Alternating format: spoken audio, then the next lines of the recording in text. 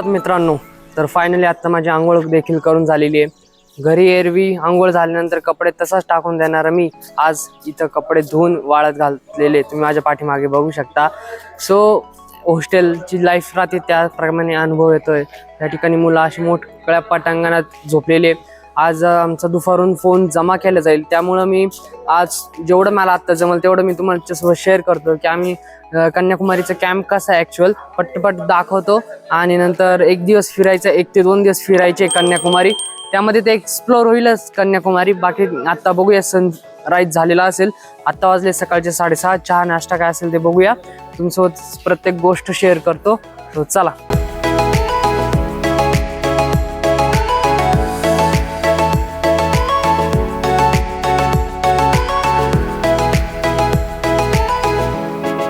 आणि हा आंघोळीला असं परफेक्ट असं बाथरूम होतं, पण ते त्या बाजूला होतं, इकडं नव्हतं।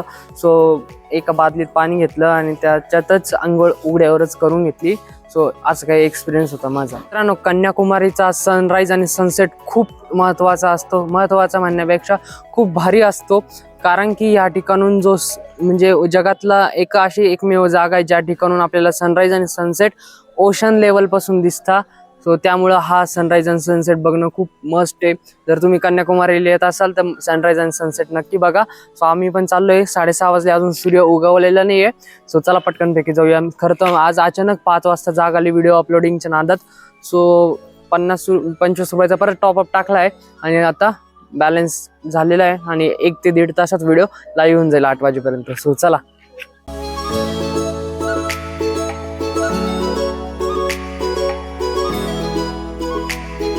गाईज, पळत पळत आलो, समुद्राकडे आलोय। खूप सारी गर्दी आहे सनराईज बघण्यासाठी, थोडा दम पण लागलाय, मला दाखवतोय बघा। इकडं आहे समुद्र आणि विवेकानंद केंद्राच्या इथंच आहे, तर बघूया। आणि रॉक मेमोरियल पण दिसतंय खूप जबरदस्त। सो सनराईज होतानाच दृश्य मला टिपायचंय, तुमच्यासोबत शेअर करायचंय, त्यासाठी सर्व धावपळ।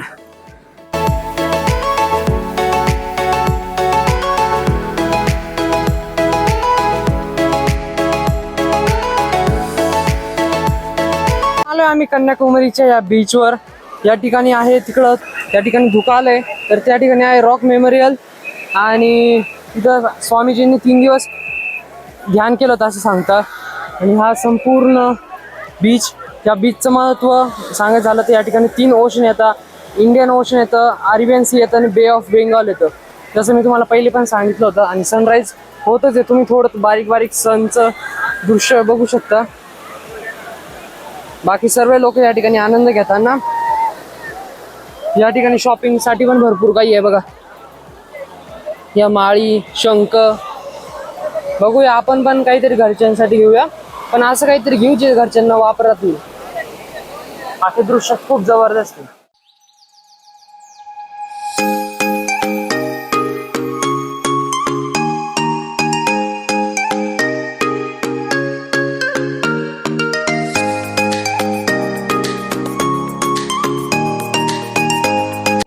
तर मित्रांनो, खूप सुंदर असा सनराईज मी आज बऱ्याच दिवसानंतर बघितला। आणि तोही कन्याकुमारीचं महत्त्व म्हणजे या ठिकाणून आपल्याला ओशन लेवल पासून सनराईज आणि सनसेट बघायला मिळतो आणि खूप सुंदर आणि छान वाटलं। जी व्हिडिओ तुम्ही तो टाइमलॅप्स बघितला 1 मिनिटाचा, तो घेण्यासाठी मला जवळपास एका जागेवर 15 मिनिटं न हालता उभं राहावं लागलं। सो आशा करतो तो तुम्हाला आवडला असेल, त्याच्या सूर्य एक स्टेप बाय स्टेप कसा वरती आला ते कळालं असेल।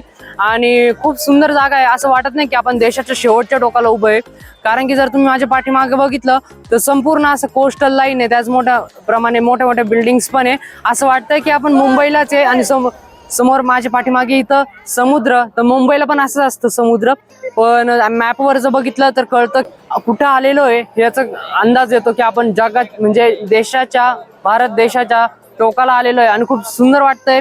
बाकी तर मंदिर आहे इथे, काही भरपूर सारं आहे, सो ते पण एक्सप्लोर करूया। आशा करतो की तुम्हाला व्हिडिओ आवडत असेल आणि लाईक करा, जास्तीत जास्त शेअर करा। बाकी इकडं सनराईज तर झालेला आहे आणि खूप मोठ्या प्रमाणात या ठिकाणी संख्या येते बघण्यासाठी। इथं अशी एक वॉल आहे, सो चला।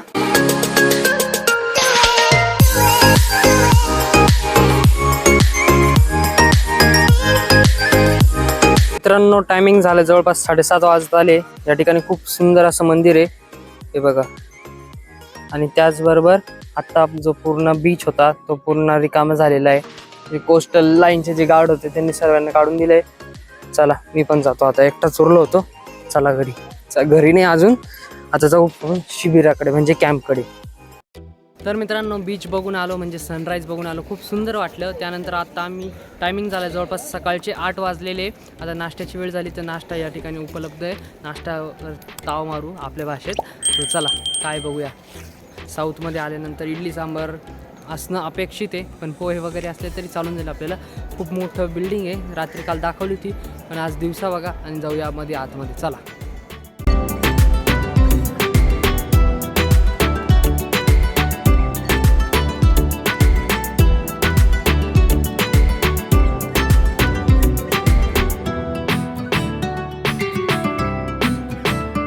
तर मित्रांनो या ठिकाणी लंगर आहे म्हणजे अन्नपूर्णा याचं नाव आहे. तर याच्यामध्ये जाऊया. नाश्ता कुठे भेटतोय, खूप मोठा हॉल आहे मित्रांनो हे बघा. बापरे आवाज पण खूप आहे.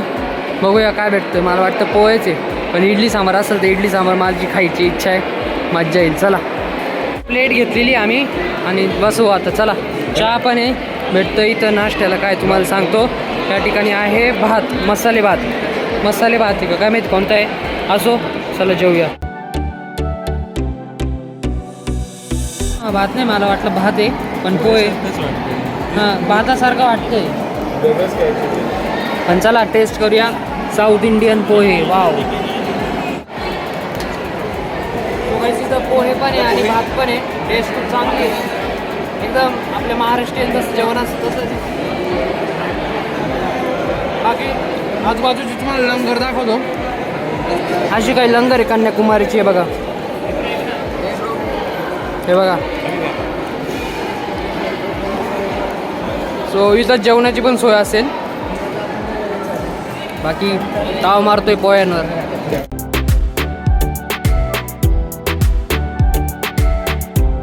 आपला चहा वगैरे सर्व पिऊन झालेलं आहे. आता आपण चाललो आहे मंदिराकडे आणि सनराईज पॉईंटकडे, कारण काय माझे मित्र होते त्यांचं सनराईज पॉईंट बघणं बाकी होतं.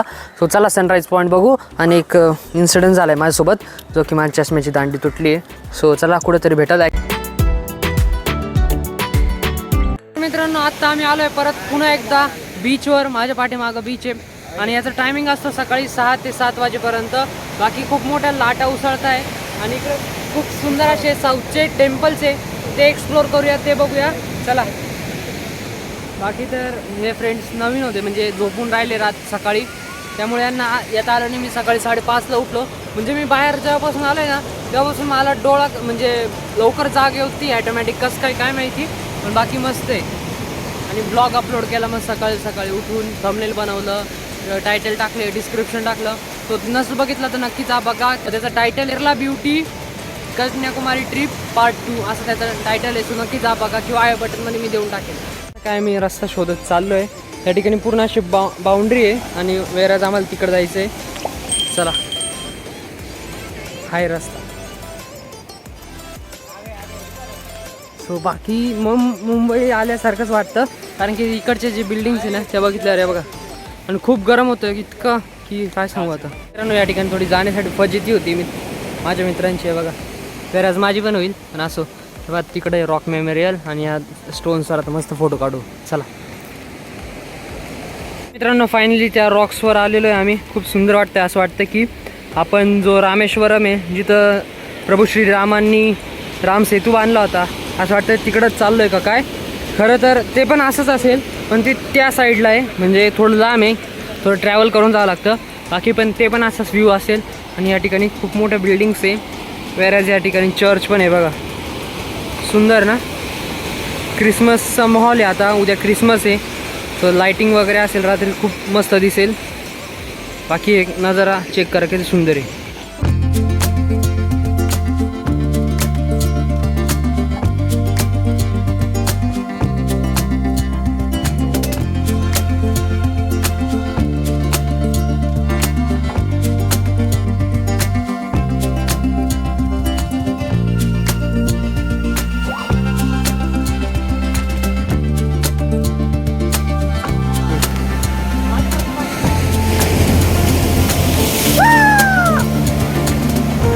तर मित्रांनो बीचवरून आम्ही आत्ता आलो एका टेम्पलच्या इथं. बीचवर खूप लाटा उसळत होत्या. आम्ही जास्त काही पुढे गेलो नाही, रिस्क काही घेतली नाही, फक्त थोडेसे फोटोज क्लिक केले, व्हिडिओज क्लिक केले आणि निघून आलो. सो आत्ता माझ्या पाठीमागं आहे हे south Indian temple. I don't know कोणत्या देवाचं आहे, पण कोणत्याही देवाचं असं आपलेच आहे. मस्तपैकी जाऊ, आशीर्वाद घेऊ आणि तुम्हाला दाखवतो. बाकी स्ट्रक्चर खूप जबरदस्त आहे इथलं आणि वेगळ्याच प्रकारचे मंदिर असतात, असे स्क्वेअर टाईपमध्ये. चाल तुम्हाला दाखवतो. मित्रांनो मंदिरात आलेलो आहे. मंदिराच्या इथं या ठिकाणी रेती बघायला मिळते आपल्याला. डोंट नो का त्याचं कारण काय आहे. बाकी मूर्ती वगैरे खूप सुंदर आहे आणि जे देव आहे इथं मंदिर आहे ते आत्ता बंद करून ठेवलेलं आहे. जाऊ नको रे, पुजारी लागतील बरं का, नको आहे. जाऊन दे, ते देव फक्त संध्याकाळी सकाळी उघडतं, टायमिंग असतो. चला.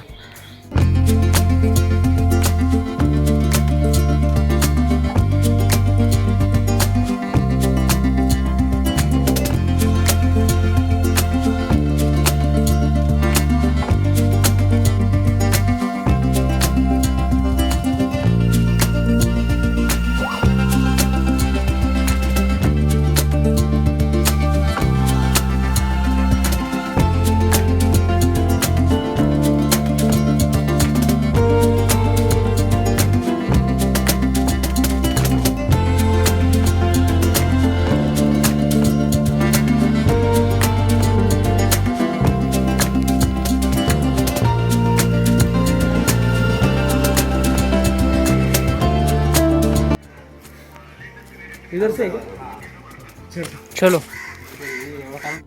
तर मित्रांनो मंदिरात जाऊन आल्यानंतर आता आम्ही या ठिकाणी आलो. तर परत एकदा बीचवर आम्हाला वाटलं इथं चर्च आहे, चर्चला जाऊ. सो या ठिकाणी काय अशा बोट्स पार्क केलेल्या तुम्ही बघू शकता. सुंदर वाटलं या बोट बघून. आपल्याला 2-3 दिवसांनी या बोटमध्ये जायला परत भेटेल, कारण की शिळा स्मारक आहे जे माझ्या पाठीमागं कदाचित तुम्हाला दिसतं असेल. तिथं जाण्यासाठी बोटने जावं लागतं. बाकी तुम्हाला मजा येते ना? हो, खूप छान. अजून काय वाटतंय? गरम ऊन थोडंसं ह्युमिड क्लायमेट येतं, पण खूप छान आहे वातावरण. ओके.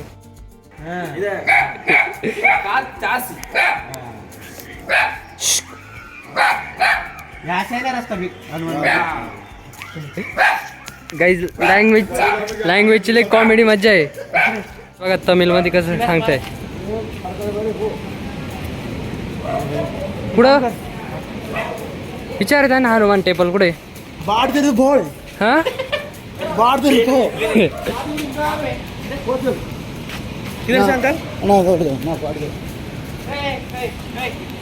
मित्रांनो या ठिकाणी हनुमान टेम्पल जायचं ॲड्रेस विचारण्याचं काम चालू आहे.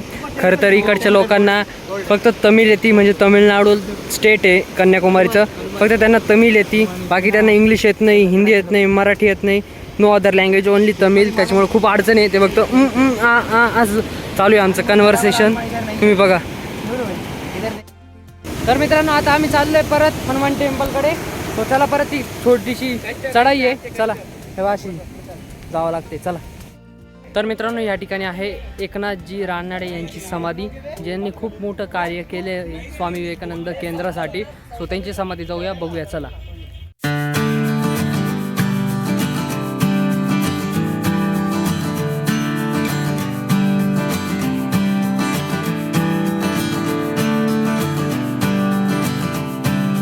तर मित्रांनो या ठिकाणी आहे एकनाथजी रानडे यांची समाधी आणि असं त्यांच्या समोर आहे स्वामी विवेकानंदजी यांचा हा स्टॅच्यू. सो चला बघूया. आणि आजूबाजूने पूर्ण पाणी आहे आणि मध्ये स्टॅच्यू आहे, खूप सुंदर दिसतंय. बाकी गरम होते, राहू सारखा घाम पुसल्यावर परत घाम येतो, खूप एवढं गरम होतं. ऊन पण खूप आहे आणि आत्ताशी फक्त 10 वाजले, 9:45 वाजले. सो हे बघा इथं आहे स्टॅच्यू. सो थोडेसे सिनेमॅटिक्स एन्जॉय करा.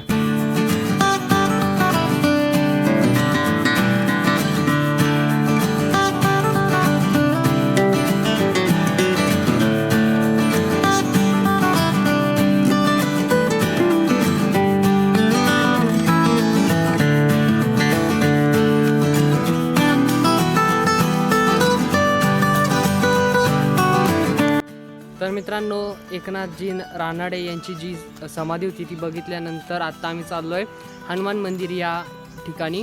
तर या ठिकाणी खूप मोठी हनुमानाची मूर्ती आहे आणि मंदिर आहे. त्या ठिकाणी हजारो लोक, 500 ते 1000 लोक एक ठिकाणी जमतात आणि खूप मोठ्या प्रमाणात आरती होते तमिळ त्या लँग्वेजमध्ये आणि खूप प्रसन्न आणि डेंजरस वातावरण असतं. सो आता आपल्याला बघूया ते मूर्ती बघूया, त्यानंतर जेव्हा वेळ भेटेल तेव्हा आरती दाखवतो तुम्हाला. चला.